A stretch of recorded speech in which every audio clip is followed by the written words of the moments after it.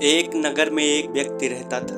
वह कोई कार्य नहीं करता था, दिन भर खाता और बिस्तर पर लेटा रहता था। उसे यह बात पता थी कि वह बहुत आलसी हो गया है और दिन प्रतिदिन और भी आलसी होता जा रहा है। कुछ दिन और बीतने पर उसके घर वालों ने उसके आलस्य के कारण उसको घर से निकाल दिया। वह घर से निकलकर एक जंगल की तरफ जाने लगा। जंगल में चलते चलते उसे भगवान बुद्ध दिखाई दी। वह भगवान बुद्ध को देखते ही उनके चरणों में लेट गया और बड़े दुखी मन से कहता है, हे बुद्ध, मैं बहुत आलसी हूँ और अपने आलस्यपन के कारण मुझसे कोई भी कार्य सही समय पर नहीं होता है और ना ही कोई कार्य ठीक से कर पाता हूँ। मेरे घर वालों ने मुझसे परेशान होकर मुझको घर से बाहर निकाल दिया है। वह आदमी फिर से बोला, हे बुद्ध, कृपया मुझे बताएं कि मैं क्या करूं। भगवान बुद्ध मुस्कुराए और बोले, तुम्हें कैसे पता कि तुम आलसी हो और किस प्रकार का आलस है तुम्हें? व्यक्ति ने कहा, मुझे ठीक से नहीं पता कि आलस क्या होती है, लेकिन जो भी है मेरे लिए बहुत बुरी है, क्योंकि मेरे घर वालों ने मेरे आलस्य के कारण ही मुझे घर से निकाल दिया है। तो कृपया विस्तार से बताएं कि मैं इस आलस से छुटकारा कैसे पा सकता हूँ। भगवान बुद्ध मुस्कुराए और बोले, आलस्य एक मानसिक अवस्था होती है। यह एक विचार है, भाव है, जिसे इंसान अपने अंदर पनपने देता है। भगवान बुद्ध ने फिर कहा, मनुष्य को दो प्रकार से आलस होती है, पहली शारीरिक रूप से और दूसरी मानसिक रूप से। उस व्यक्ति ने भगवान बुद्ध से फिर से कहा कि हे भगवान, कृपया मुझे विस्तार से बताएं, मेरे समझ में कुछ नहीं आ रहा है। भगवान बुद्ध ने कहा, शारीरिक आलस्य का कारण भोजन है। जब हम ऐसा भोजन करते हैं जिसमें कोई जीवन नहीं होता, तो शरीर के लिए बोझ बन जाता है और फिर आलस्य पैदा करता है, क्योंकि हमारा शरीर भोजन से मिलने वाली ऊर्जा पर चलता है। इसलिए जैसा भोजन हम इसे देते हैं, वैसी ऊर्जा यह हमें देता है। इसलिए आलस्य से बचना हो तो आसानी और आराम से पचने वाला भोजन करो और जो प्राकृतिक रूप से हमें प्राप्त होता हो। भगवान बुद्ध ने आगे कहा, शारीरिक स्तर पर ही दूसरा कारण है आराम से न बैठना, आराम से न सोना, आराम से न चलना। भगवान बुद्ध ने आश्रम के भिक्षुओं की तरफ इशारा किया और कहा, देखो इन भिक्षुओं को ध्यान से। इनके चलने, बैठने और लेटने में संतुलन है। जब ये चलते हैं तो इनके पैरों के बीच तालमेल होता है।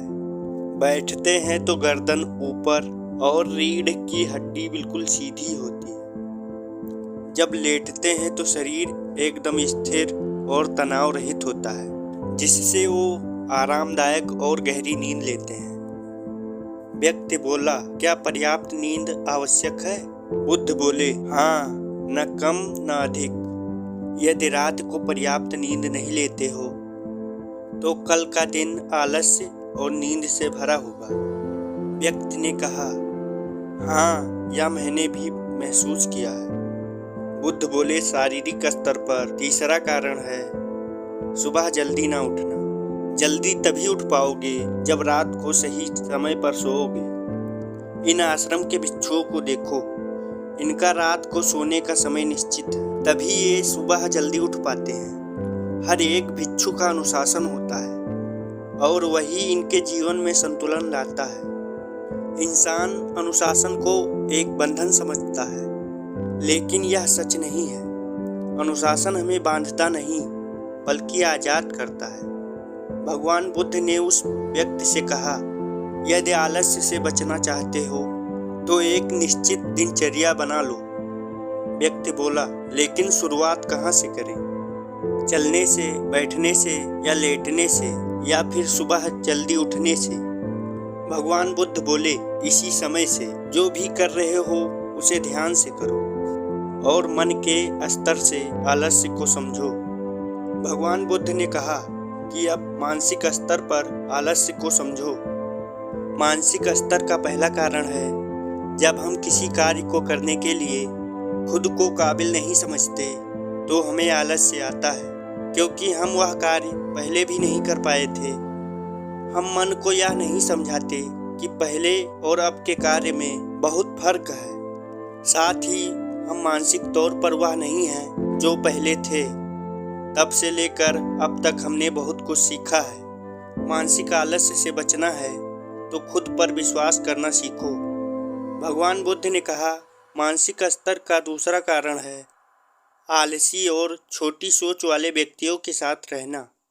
कई बार देखा गया है कि हम आलसी नहीं होते, लेकिन ऐसे लोगों के साथ रहने से हम भी आलसी हो जाते हैं। वह व्यक्ति बोला, आप सही कह रहे हैं, यह भी मैंने महसूस किया है। भगवान बुद्ध ने कहा, मानसिक स्तर का तीसरा कारण है काम को टालना। मानसिक तनाव का सबसे बड़ा कारण है। हमें पता नहीं चलता, लेकिन धीरे धीरे यह आदत हमें अंदर से खोखला कर देती है और जिंदगी खराब कर सकती है। इसलिए जो कार्य आज हम कर सकते हैं उसे आज ही करना चाहिए, कल पर निर्भर नहीं रहना चाहिए। भगवान बुद्ध ने कहा, मानसिक आलस्य का चौथा कारण है लक्ष्य का तय न होना।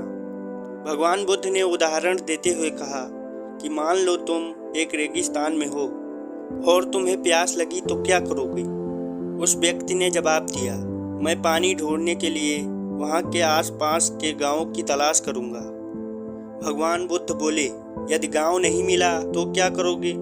वह व्यक्ति बोला, तो भी मैं ढूंढने का प्रयास करूँगा, क्योंकि मेरे पास और कोई विकल्प नहीं होगा। बुद्ध बोले, जब किसी के पास स्पष्ट लक्ष्य न हो तो वह सुबह उठकर व्यायाम नहीं कर सकता, क्योंकि उसकी नज़र स्पष्ट नहीं है कि उसे व्यायाम क्यों करना है, व्यायाम करने से क्या होगा। यदि तुम भविष्य में होने वाले रोगों के प्रति सचेत नहीं हो तो व्यायाम क्यों करोगे? मानसिक आलस्य का पांचवा कारण है किसी कार्य को करने की बड़ी वजह न होना। भगवान बुद्ध ने फिर से उदाहरण देते हुए कहा, मान लो तुम किसी जगह से कीमती गहने लेकर जा रहे हो और तुम बिल्कुल थक चुके हो और बैठना चाहते हो। यह सोचकर तुम एक पेड़ के नीचे बैठ जाते हो। फिर तुम देखते हो कि सामने से कोई डाकू आ रहा है, तो क्या ऐसे में भी तुम्हारा आलस्य तुम्हें भागने से रोकेगा? उस व्यक्ति ने उत्तर दिया कि नहीं, मैं उस समय बिल्कुल भी आलस्य नहीं करूँगा और सरपट भागूंगा। भगवान बुद्ध ने फिर कहा, तुम्हारा आलस्य सिर्फ उन्हीं कार्यों को करने से रोकता है जिन्हें करने की बड़ी वजह नहीं होती। बुद्ध ने कहा, मेरी बात ध्यान से सुनो, जहाँ स्पष्टता है और कार्य करने की बड़ी वजह हो वहाँ आलस्य हो ही नहीं सकता। वह व्यक्ति गौतम बुद्ध के चरणों में गिर पड़ा और बोला, भगवान, मैं आलस्य का सारा खेल समझ चुका हूँ। अब मैं अपने जीवन में कभी आलस्य नहीं करूँगा।